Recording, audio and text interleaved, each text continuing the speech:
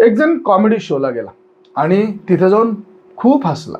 Cool बनायच्या नादात joke केले आणि घडले न घडलेले किस्से सांगितले. व्हिडिओ व्हायरल झाल्यावर फॉलोअर्स वाढले, डिमांड वाढली, नाव झालं. किती छान कॉमेडियन हा, असं सगळ्यांना वाटायला लागला. पुढच्या शोची तिकीटं विकली गेली आणि विनोद आणि हास्य यातला किंवा विनोदी आणि विकृती यातला फरक मग कळणं कमी झालं. फॉलोअर्सचा आकडा, शोची तिकीटं आणि कूल बनणं काहीच कामाला आलं नाही. अकाउंट डिॲक्टिवेट करावा लागला, नोकरी जावी लागली आणि याविषयी एवढ्यावरच न थांबता राष्ट्रीय महिला आयोगाचा समन्स देखील आला. FIR झाला. एवढ्यावरनं अंदाज आला असेल तर 370ची बिर्याणी खायला घातली हिमांशू जांगरा, ज्याच्या किस्स्याला गुडगाव कंटेंट म्हणणारा प्रणित मोरे आणि त्याच्याच एका शोमधल्या मृतदेहावर कमेंट करणारी डॉक्टर सेजल पवार यांच्यावर गुन्हा दाखल झाला.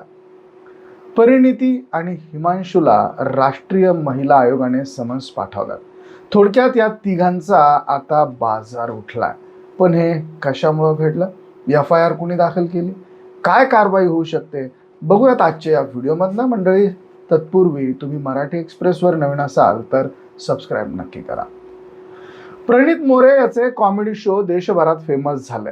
आधी हा स्टँडअप कॉमेडी करायचा, नंतर क्राऊड वर्क करायला लागला. क्राऊड वर्क म्हणजे शो मध्ये आलेल्या लोकांशी संवाद साधायचा, बोलायचं, त्यांच्यावर जोक मारायचे, त्यांची हेटाळणी करायची. तर म्हणजे 9 जूनला त्याच्या शो मधल्या एका व्हायरल क्लिपमुळे त्यात हिमांशू जांगरा या नावाच्या तरुणाने त्याच्या डेटचा किस्सा सांगितला. मी डेटवर गेलेल्या मुलीला 370 रुपयांची बिर्याणी खायला घातली. मग त्या मुलीशी जवळीक साधली, पैसे वसूल करायचे होते. मग काय काय घडलं हे त्याने डिटेलमध्ये सांगितलं. शोला आलेल्या ऑडियन्सने ते चवीनं ऐकलं. लोक हसले, पण प्रणित मोरे सुद्धा खूप हसला. हिमांशूच्या बोलण्यात तो पीक गुडगाव कंटेंट असं म्हणाला आणि हेच टायटल ठेवून त्याने व्हिडिओ देखील अपलोड केला.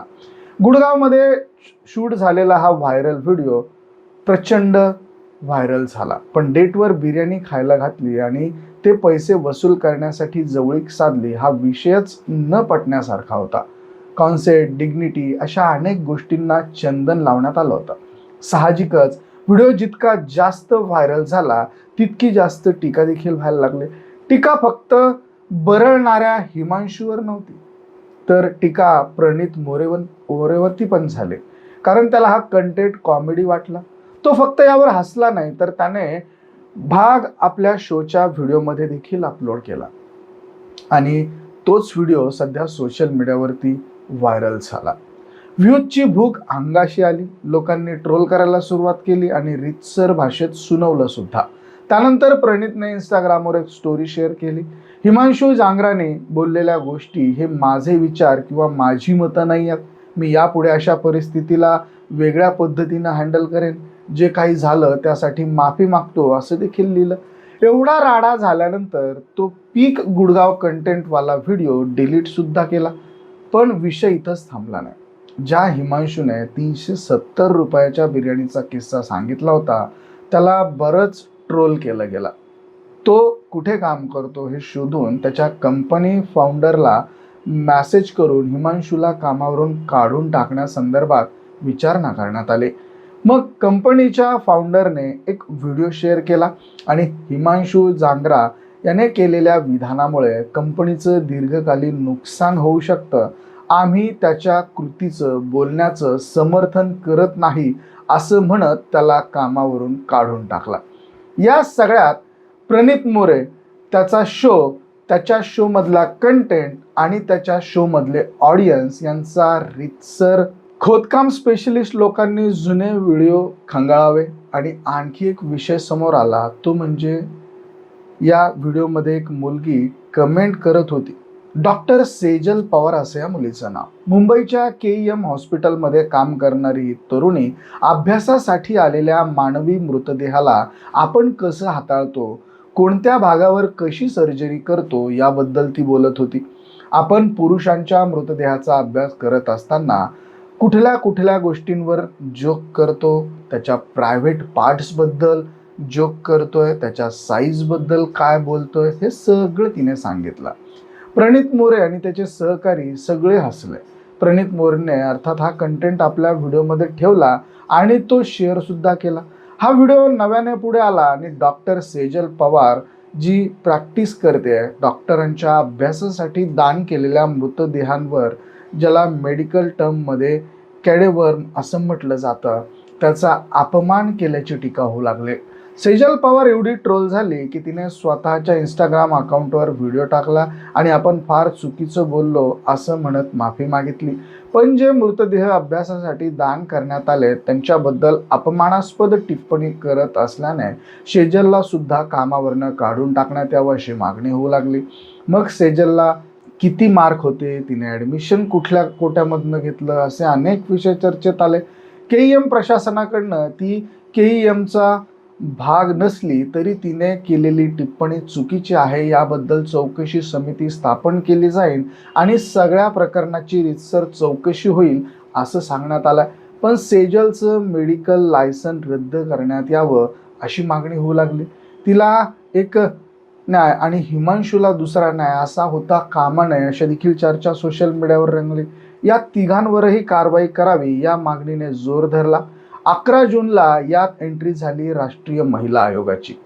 राष्ट्रीय महिला आयोगाने सुमोटो कायद्याअंतर्गत कारवाई करत गुडगावमध्ये शूट झालेल्या कंटेंटमध्ये एखाद्या महिला विरुद्ध बळजबरी किंवा संमतीशिवाय केलेल्या गैरवर्तनाचं उदात्तीकरण करणारी विधानं जाहीरपणे केली गेली आणि त्यानंतर दाद सुद्धा देण्यात आली असं म्हणत महिला आयोगाच्या अध्यक्षा विजया रहाटकर यांनी हरियाणाच्या डायरेक्टर जनरल ऑफ पोलीस यांना या प्रकरणी दखल घेण्याचे आदेश दिले.